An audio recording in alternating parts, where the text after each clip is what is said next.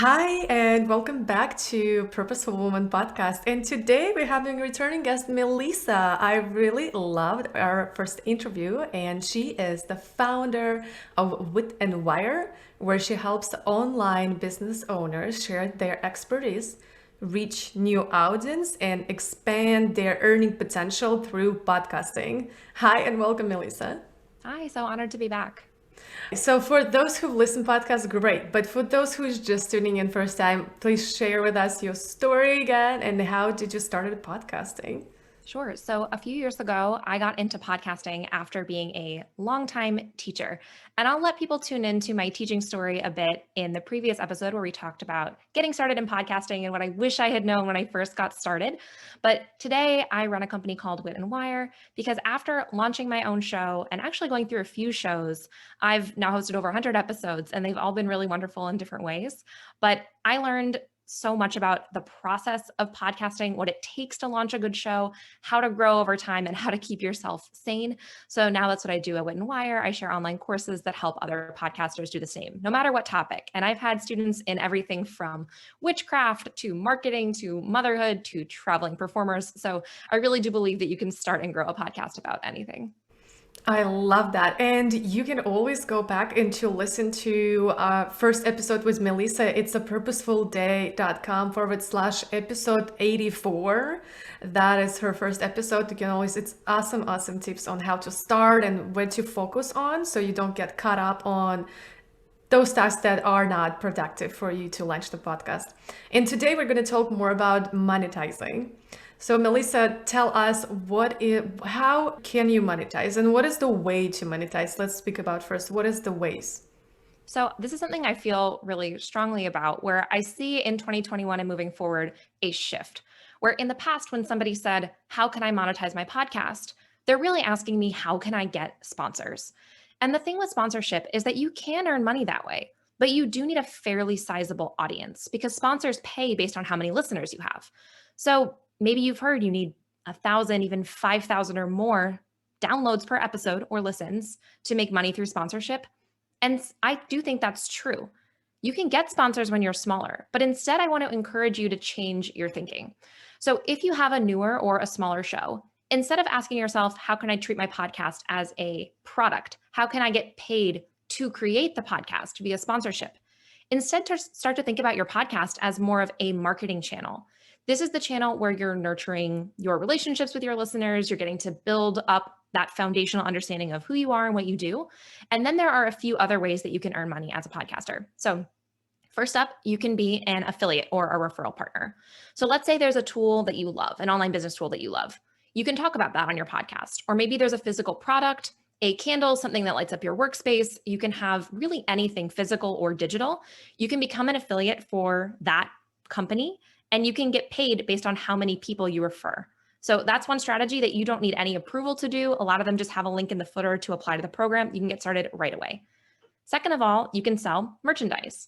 I don't think this is necessarily the high ticket route because that's the third tip I'm going to offer. But a lot of people do want to support your show and they want to buy stickers and swag and all kinds of things. And what's nice about merchandise is that it's actually marketing for you. Because if somebody sees their mug or their sticker, they may ask, oh, what's that from? And they'll say, oh, it's from Melissa's podcast. You should really check it out. So again, that's not going to be a full-time income, but a lot of people will want to support you that way. And it's a little bit of marketing. But the third way, and the one that I think is by far the best route, is to sell something that's yours. By that, I mean you're using your podcast to talk about your own products and services, your own membership, your own physical goods, your own Etsy shop. It doesn't matter what you're selling. Your podcast is a great way to build the relationship and then have somebody purchase from you. So I've had single episodes that have earned $2,000 because somebody bought a podcast launch package from me based on my expertise. So it didn't matter how many people tuned into that episode. It resonated with one person and I earned 4 figures within 24 hours of it going live. So start to think about your podcast as a marketing channel, not just how do I get sponsors to pay me to create the podcast. Oh, I love that. Okay, affiliates, merchandise, and your own products. And I know a lot of people using it when you even don't have your own product. And I know that my listeners will say, hey, I don't know what I'm selling yet. What can you do, Melissa? there are two good options. The first is to throw out something as a feeler. So maybe you're considering having a coaching product. Maybe what you can do is say, hey, I'm thinking about taking on a few clients to talk about my branding expertise. You can book a free call with me at this link and we can chat. So in fact, the podcast could become the first way that you find clients, because if you're putting a feeler out there to say, are you interested in working with me in this capacity? Maybe you learn that yes, people are. Maybe you learn that no, they aren't. Or maybe your audience is too small. You don't totally know yet. But what's nice about getting started with a one-to-one product or a coaching service is that you don't need to have a ton prepared in advance. All you need is your own expertise. So if you have a checkout, you have a product. The other thing I would say is that as your audience starts to grow a little bit, you could consider doing what's a membership, or a lot of people use Patreon for this, but by subscribing to your podcast as a member, a paid member, then they can get something extra. Maybe it's a paid community where even for $1 to $5 a month, they get access to other podcast listeners, and most importantly, to you. And I would save that until you have a little bit of a following, because you don't want it to just be you and your mom hanging out in a membership. But offering people more paid content is another great way to monetize your show. But like I said before, all you need is a checkout and you have a product. I love that. And look, in business, it's all about the more offers you put out, the more money you earn. And if you're not putting any offer, then you're not going to earn any money. So I love that. I know the waiting list, very popular on podcasts because it's kind of universal and can evergreen it. And this is also another great way. What would you else say? What is the mistakes when people do when they try and monetize their podcast? What are mistakes they are making? Welcome to our short break, where most people creating great content but not creating a great opening line, so no one sees it, the actual content. Let your content be seen by start using a proven, pre-written set of highly opening first lines in our content matrix, so you can attract more hot leads and convert more clients. Go to purposefulday.com/easy content and get your 2021 content calendar using coupon code word podcast to get $10 off. And now we go back to our guest. They try to sell too hard in the episode. So in the actual episode, you don't need to be creating like a full-length infomercial for what you do. You shouldn't be selling from start to finish. There are a couple ways that you can sell. One of them is to create an ad for yourself.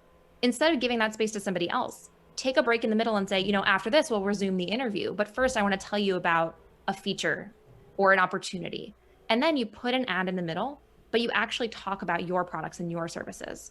And that's something I don't see a lot of hosts doing, but the one who are, it's really working for them, because then it's not feeling so salesy the whole time. It's not feeling like, oh, I tuned into this big giant pitch. They're still getting value. And what I would say is a takeaway here is make sure that the podcast episode itself is valuable. Somebody should be able to walk away from just the episode paying you nothing. They should still feel like they got something out of it, whether it's educational, whether they enjoyed the interview. Maybe they're just entertained. It doesn't have to be that you're doing like an interview or something very teaching oriented. They should stand alone, get something from the episode, but they should still know you have something for sale.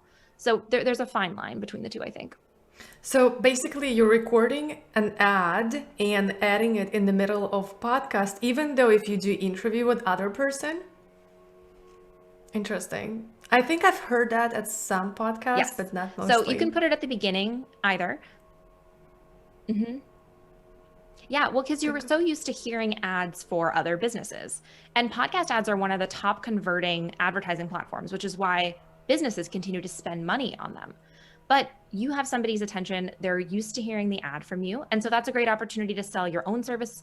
Before we talked about what if you don't have a product, you could find a product that you love and create an ad about it. And then you have a link that goes to like your affiliate page, and then you can earn a small commission. So learn to treat your ad space as yours instead of letting somebody else pay for you to use it. Awesome. Thank you. Thank you, Melissa. And the last question that I ask everybody on this podcast, I want you to fill in the blank. And the question sounds like this. If you really knew me, you will know that I am blank.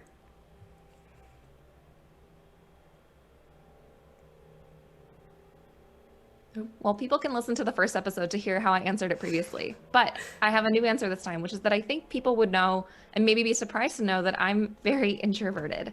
And I think there's this big misconception that in order to be a podcaster, you have to be like a talker and very outgoing.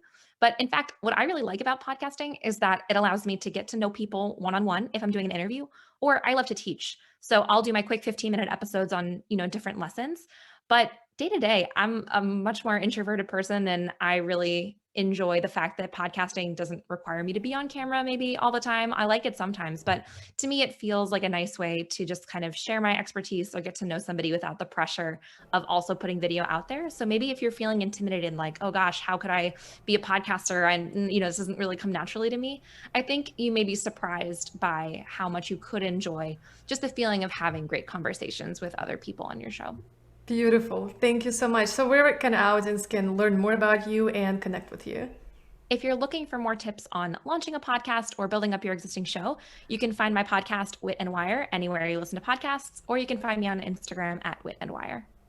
Beautiful. Thank you so much, Melissa. And thank you everybody to tuning in or watching this on YouTube or tuning into whatever podcast platform you're using it. And I would love to hear from you. And all the link will be all in the notes, in show notes. So go to our page and grab everything and connect with Melissa. All right, thank you so much, and I'll see you in the next episode. Bye. And if you love this episode and you would love to see more of that, click the subscribe button to Purposeful Woman Podcast.